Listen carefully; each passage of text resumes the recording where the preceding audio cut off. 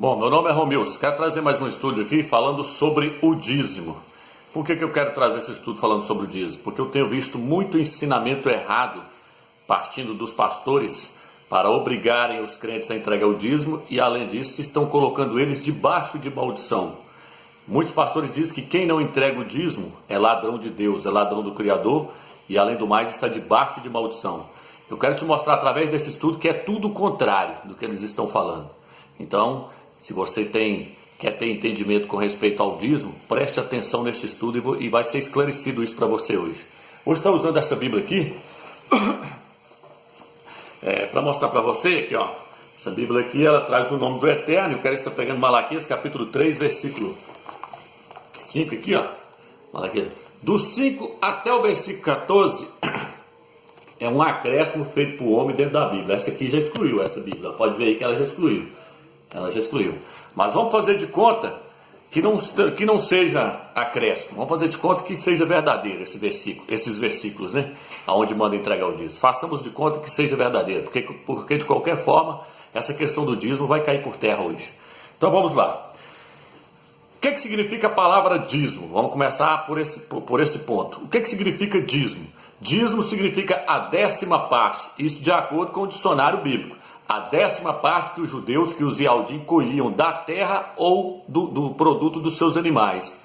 Era a 10ª parte da renda que os animais deles produzissem ou da semente da terra. Eles tinham que entregar o dízimo, a 10ª parte dessas duas coisas, da semente da terra ou dos animais. Não era dinheiro, o dinheiro já existia naquela época, mas o dízimo não era dinheiro, era semente da terra ou 10ª parte dos animais que eles produzissem durante o ano. Eles levavam uma vez por ano no templo, lá em Yal-Shalom, em Jerusalém. Então você já está sabendo que o dízimo não tem nada a ver com o dinheiro, como os pastores têm te ensinado, porque naquela época já existia o dinheiro. Lá diz que se fosse longe para eles levarem o dízimo, os mantimentos, eles tinham que vender, pegar o dinheiro na mão e depois levar e chegar lá perto do templo, comprar tudo em mantimento e entregar em mantimento. O Eterno não permitia entregar dízimo sendo dinheiro. O Eterno não permitia entregar dinheiro, justamente já para não haver corrupção por parte desses sacerdotes. Então vamos lá. Então, quando foi que começou? Quem começou a entregar o dízimo? Quem foi a primeira pessoa que entregou o dízimo? A primeira pessoa que entregou o dízimo foi Abraão, em Gênesis capítulo 14. Diz que Abraão entregou o dízimo a Melquisedeque, rei de Shalom, rei de Jerusalém.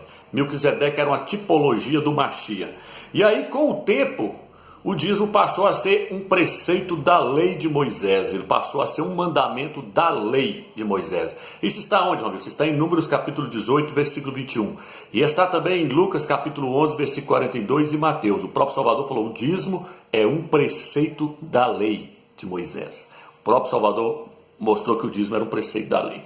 E o próprio Salvador, para quem não sabia, entregava o dízimo. O próprio Filho do Eterno entregava o dízimo. Aí você vai me dizer, mas então temos que entregar o dízimo. Não. Por que o Salvador entregava o dízimo? Porque ele nasceu debaixo da lei. O livro de Gálatas diz que ele nasceu de mulher e nasceu debaixo da lei e veio para cumprir a lei por nós. Nenhum homem foi capaz de cumprir a lei de Moisés. Mas o Salvador veio para cumprir e ele cumpriu à risca todos os mandamentos da lei. Cumpriu para quem? Cumpriu por nós e pôs fim na lei.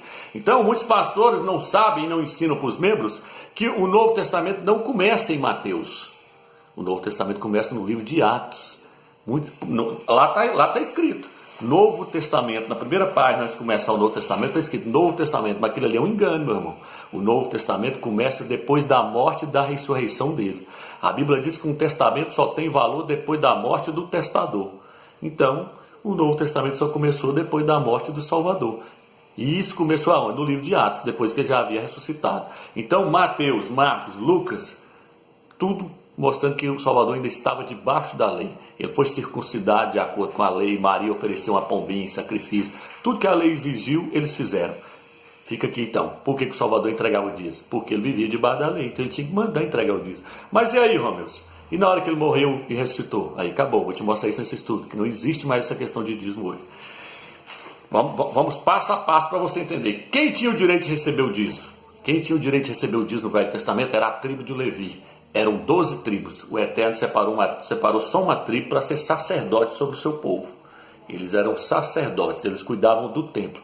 A tribo de Levi não trabalhava, eles não tinham herança, por isso as outras 11 tribos tinham que levar o dízimo para eles. Aí eles pegavam aquele dízimo que era mantimento e o gado, e eles viviam, tiravam uma parte para eles alimentarem e a outra eles distribuíam para os órfãos, para as viúvas. Então somente a tribo de Levi tinha direito de receber o dízimo. Mas eles recebiam o dízimo como, Romilson? Vamos ler Hebreus capítulo 7, versículo 4, diz assim: vede, pois, a grandeza deste homem, a quem Abraão, o patriarca, entregou o dízimo, da melhor parte dos despojos. Ora, os filhos de Levi, chamados ao sacerdócio da tribo de Levi, devem, segundo a lei, cobrar o dízimo do povo, isto é, de seus irmãos. Então está dizendo que o povo, a tribo de Levi, devem, segundo a lei. Lembre-se que nós estamos na graça. Nós estamos na graça, não na lei. Como é que os pastores querem cobrar dízimo de você? E quem? Eles são da tribo de Levi? Vou te mostrar isso. Quem tinha direito? Só a tribo de Levi. Como é que os pastores querem receber dízimo de você? A tribo de Levi tinha direito, só eles, de receber o dízimo de acordo com a lei de Moisés. Porque aquele povo estava debaixo da lei. E o dízimo era o quê? Fruto da terra, gado, ovelha. Não era dinheiro, viu? Vamos lá, tá ficando claro, né? Vamos lá, então eles tinham direito de cobrar de quem? De seus irmãos. Quem que eram os irmãos? Os Yaldim, os judeus. Não é da igreja. Tem nada a ver com a igreja diz. Diz está lá no passado. Vai ouvir que você vai entender. Vamos lá. Agora, eles tinham direito de acordo com a lei. Está no livro de Números também, capítulo 18, versículo 21. Se você quiser ler depois. Onde o dízimo deveria ser entregue? A Bíblia diz no livro de Deuteronômio 14, versículo 22, fala: o Eterno escolheu um lugar para vocês levarem o dízimo. Onde é que é? Lá no templo em Israel, em Yal-Shalã. Israel é o centro do mundo, Jerusalém é o centro de Israel e o templo é o centro de Jerusalém. O templo é o umbigo de tudo, é o centro de tudo. Israel é o centro do mundo, Jerusalém é o centro de Israel e o templo é o centro de Jerusalém. O Eterno foi lá naquele templo que é para vocês levar, lá em Yal-Shalã, não é para entregar em outro lugar não, só aceita entregar lá. Então já que o povo quer entregar dízimo hoje, eles têm que ir lá para Jerusalém para entregar lá. Você vai lá em Jerusalém entregar o dízimo lá? Você vai lá entregar lá? Lê, Deuteronômio 14, versículo 22, onde é que é para entregar? E é para entregar é gado. É gado, não é dinheiro não, é gado. O Eterno não aceita dinheiro não, ele fala, leva. Aí lá no Deuteronômio 14, versículo 22, ele fala: se estiver longe, você levar os mantimentos, se você estiver colhido muito, for pesado, vocês levar, vocês vendem onde você está, pega o dinheiro na mão, leva, chega lá pertinho, que chegar lá, vocês compram de alguém lá o mesmo tanto que vocês vendeu e leva aquele tanto e entrega. Vamos lá. Onde o dízimo deveria ser entregue então? No templo em Yal-Shalã, Israel, Jerusalém. Não é aqui não, nas denominações não, viu, irmão? Vamos lá. O dízimo faz parte da lei ou da graça? Agora é que entra. Os pastores dizem que quem entrega dízimo está debaixo de maldição, né? Mas a Bíblia diz que o dízimo faz parte da lei de Moisés. O Salvador falou: o dízimo é um preceito da lei de Moisés, é um mandamento da lei de Moisés. Por quê, irmão? Porque existe a lei do Mashiach e existe a lei de Moisés. Existe a lei de Moisés e a lei do Salvador. Na lei do Salvador não existe mais dízimo. Dízimo faz parte da lei de Moisés. Existe a lei e existe a graça. Nós estamos debaixo da graça. Vamos ler? Romanos capítulo 6, versículo 14. Aí nós vamos ver quem é que está debaixo de maldição. Se é quem entrega o dízimo ou se é quem não entrega. Vai ver agora. Quem é que está debaixo de maldição? Os pastores dizem que quem não entrega está debaixo de maldição, não é? Então vamos ver quem está debaixo de maldição agora. 6, versículo 14. E o pecado não vos dominará, pois não estáis debaixo da lei, mas debaixo da graça. A Bíblia está dizendo que nós não estamos mais debaixo da lei. Por quê? Porque o Salvador pôs fim na lei. Romanos capítulo 3, capítulo 10, versículo 3, fala: o fim da lei é o Mashiach. Aí começou a graça. Então você não tem que seguir mais os mandamentos que foram dados para Israel. Depois eu vou fazer um vídeo mostrando que existe uma diferença dos mandamentos que é para Israel dos mandamentos que é para a igreja. O problema dos pastores é que eles estão pegando tudo que é para Israel e jogando para cima da igreja. Eles só não pegam aquilo que... Tudo que agrada a eles pegam lá de Israel e põem em cima da igreja. Igual, por exemplo, a lei proíbe comer peixe de couro. A lei proíbe comer carne de porco. Como é que os pastores estão comendo carne de porco e comendo peixe de couro até hoje? Como é que para isso aí eles não quis largar, tirar fora? Porque isso aí é bom para eles, né? Gostoso, um surubinzão, né? Feito, né? Na panela, é gostoso, um surubim feito, né? Eles gostam de comer uma costelinha de porco, aí vocês não quis tirar não, né? Mas a Bíblia está falando que faz parte da lei de Moisés. Mas isso aí eles querem para eles. Aí o dízimo também faz parte da lei de Moisés, eles querem para eles. Por quê? Porque eles vão ganhar dinheiro com o dízimo. Então, tudo que está lá na lei de Moisés que é bom, eles querem para eles. Mas aí, a hora que é ruim, aí eles não querem para eles não. Eles falam, não, isso é da lei de Moisés, isso é da lei, irmão, não guarda isso não, isso é da lei. Vamos lá, esperteza. Vamos lá. Aqui, ó. Então veja bem, a Bíblia diz que nós estamos debaixo da graça e não debaixo da lei. Então o dízimo faz parte da lei de Moisés, do Salvador. Lucas capítulo 11, versículo 42, falou, o dízimo é um preceito da lei. E ele falou, o dízimo é um mandamento da lei. Tudo que é mandamento da lei, ó, a Bíblia diz que se nós quisermos guardar um só mandamento da lei, está obrigado a guardar todos. E agora? Se você entregar o dízimo, você é obrigado a guardar todos os outros mandamentos da lei de Moisés. Sabe quantos que são? 610. Você dá conta de guardar os 610? 610. Vamos lá. Peraí, deixa eu pegar aqui. Ó. Gálatas, capítulo 3, versículo 10. Diz assim. E os que são pelas obras da lei, os que querem guardar a lei de Moisés, Paulo está falando, Shaul. E os que querem guardar a lei de Moisés, esses estão debaixo de maldição. Pois está escrito, maldito todo aquele que não se atém a todas as prescrições que estão escritas no livro da lei para praticar. O apóstolo Shaul está falando assim, todos que quiserem guardar um só mandamento da lei está debaixo de maldição. E agora? Quem dá o dízimo está debaixo de maldição. Quem não dá o dízimo ou quem dá o dízimo está debaixo de maldição? É lógico que quem está entregando o dízimo é que está debaixo de maldição, porque o apóstolo Paulo está falando que quem quiser guardar um só mandamento da lei de Moisés está debaixo de maldição, o dízimo é da lei de Moisés. E agora? Como é que vai ficar os pastores agora? Então, irmãos, isso tudo que os pastores estão ensinando é Babilônia, é ensinamento errado, eles distorceram tudo por interesse deles, porque eles querem ganhar dinheiro. Está entendendo? Eles querem que você trabalhe no solão quente, batendo duro no solão quente aí, o cara trabalha de pedreiro, de servente, de carpinteiro, seja lá de que for, e ainda tirar os 10%, que nem banco não cobra 10% para levar para eles. E outro, o banco cobra 10%, mas o banco te dá o dinheiro, você pega o dinheiro, eles te dão um dinheiro lá para você pagar 10%. O banco você vai lá e pega uma parte para depois pagar 10%. Lá não, lá você dá 10% e não pega nada na denominação. Então vamos lá. Olha o que o texto diz. Pois está escrito, maldito todo aquele que não se atém a todas as prescrições que estão escritas no livro da lei. Agora você entendeu porque lá no Malaquias está falando que quem não dá o dízimo está debaixo de maldição? Agora você entende? É porque se os vialdinhos não estavam dando o dízimo, não estavam entregando o dízimo, o que a Bíblia está dizendo aqui? Que eles estavam debaixo de maldição. Por quê? Porque se alguém deixasse cumprir um mandamento da lei de Moisés, quem estava lá, os judeus, os vialdinhos, se eles deixassem cumprir um mandamento da lei de Moisés, a Bíblia fala que eles estavam debaixo de maldição. Aí eles estavam deixando de dar o dízimo, então eles automaticamente estavam debaixo de maldição. Só que aí a Bíblia diz que o Eterno nos tirou da lei e nos transportou para a graça, para nós não ficarmos mais debaixo de maldição. Como é que eu não vou ficar mais debaixo de maldição, Romilson? Porque eu não vou guardar mais a lei de Moisés. Porque se eu cismar de querer guardar a lei de Moisés, o que vai acontecer? Eu volto a estar debaixo de maldição de novo. E o que eu estou fazendo, Romilson? Eu estou desacreditando que o Salvador pôs fim na lei de Moisés. Se eu quero entregar dízimo, eu estou falando que o Salvador não cumpriu a lei por nós, que nós temos que. A lei ainda está valendo, ainda está em vigor. Tudo que Moisés fez lá ainda está valendo ainda. Não, a Bíblia diz que o Salvador morreu para pôr fim na lei de Moisés, para começar a lei dele. A lei dele não tem nada a ver com a lei de Moisés. A lei de Moisés é dente por olho. É olho por olho e dente por dente. Se furasse um olho de um, tinha que furar o olho da pessoa. Se tirasse o dente da boca de uma pessoa na porrada, tinha que tirar o dele também da pessoa que fez isso. Se a pessoa matasse um, tinha que matar aquela pessoa também. E a lei do Salvador, como é que é? Se te bater numa face, dele a outra. Se te tomar a tua túnica, dele também a capa. Não tem nada a ver com a lei de Moisés ou do Salvador. Ela é totalmente diferente. Então, sai da lei de Moisés, meu irmão, e vem para a lei do Machia. A lei do Machia não é um fardo pesado. Ele falou assim, vinde a mim, todos que estáis cansados e sobrecarregados, e eu vos aliviarei. Ele quer tirar o peso daquela lei de Moisés. Os pastores querem pôr tudo nas suas costas para você levar. As pessoas não estão aguentando carregar mais aquele fardo.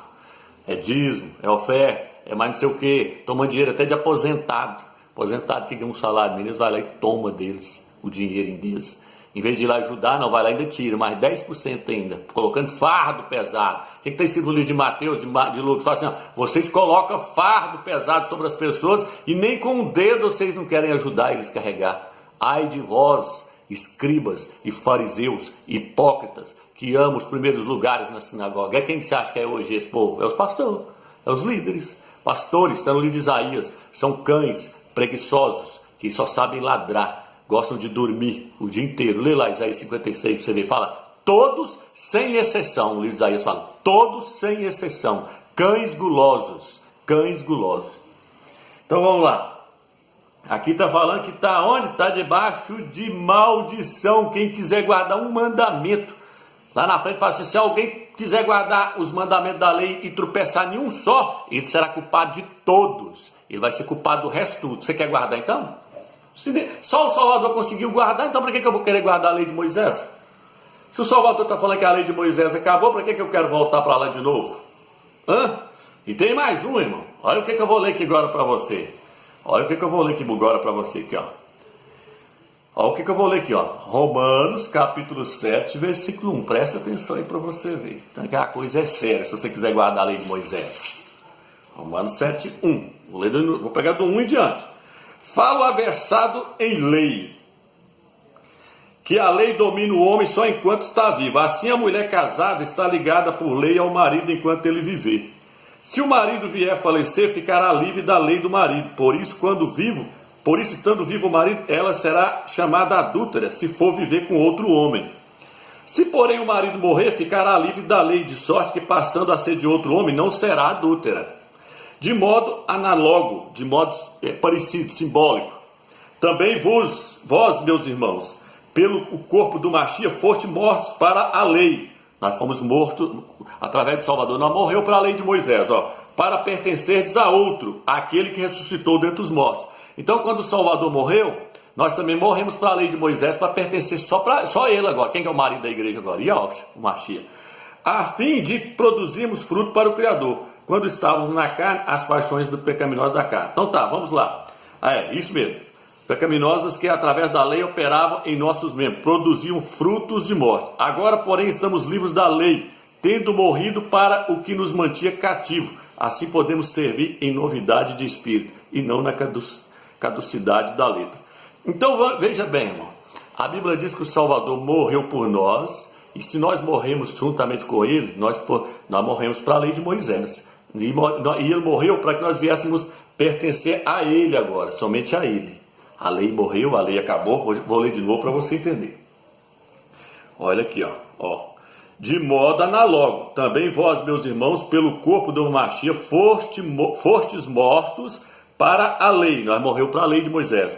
Para pertencerdes a outro, aquele que ressuscitou dentre os mortos.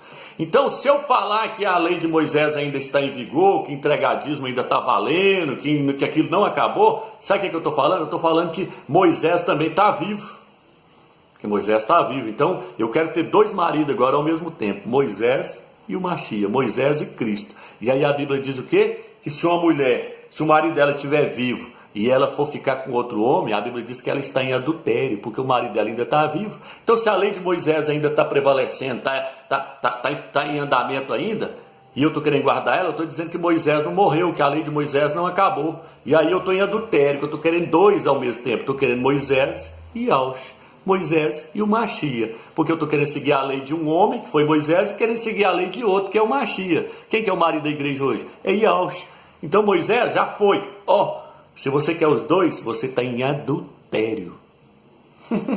E os adultérios não herdarão o reino dos céus. Nós pertencemos só a um marido, só a um esposo único, Yahushua, o Machia. Tem que seguir os mandamentos dele, não é de Moisés, não. Experimenta ficar com os dois ao mesmo tempo, você vai chegar lá. Experimenta entregar dízimo. Experimenta guardar a lei de Moisés, falar que aquilo tudo está valendo. Experimenta. Pra você ver, faz igual os adventistas aí. Segue a lei de Moisés, segue. Você vai ver onde vai dar. Então vamos lá. Olha aqui, Então, aqui, só resumindo. Quem entregava o dízimo lá...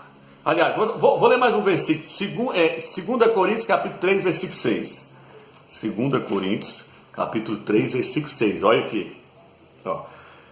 Foi ele quem nos tornou aptos para sermos ministros de uma aliança nova, de uma nova aliança, Salvador. Ele colocou nós como ministros da nova aliança, do Novo Testamento, que começa de Atos para cá, igual eu te falei. Não é lá atrás, não. Começa de Atos para cá. Ele nos fez ministros da nova aliança, não da letra. Nós somos ministros do Novo Testamento, não da lei de Moisés. A lei de Moisés é os mandamentos de Moisés. Os profetas ali não tem nada a ver com essas questões. As profecias de Isaías, de Daniel, de Salmos ali, irmão, aquilo não tem nada a ver com a lei de Moisés. Eu estou falando da lei de Moisés, está no livro de Levítico, Deuteronômio, que é as leis que a pessoa tinha que guardar e seguir, que é 610 mandamentos. Nós não somos ministros da lei de Moisés, mas da letra, e sim do Espírito, pois a letra mata, mas o Espírito comunica a vida. Ora, se o ministério da morte, gravado com letras sobre a pedra, foi tão assinalado pela glória que os israelitas não podiam fixar os olhos no semblante de Moisés, por causa do fulgor que nele havia, fulgor aliás passageiro, como não será ainda mais glorioso o ministério do Espírito? Na verdade, se o ministério da condenação foi glorioso, muito mais glorioso será o ministério da justiça. Então a Bíblia diz que nós não somos ministros da letra, fala que a letra é a morte.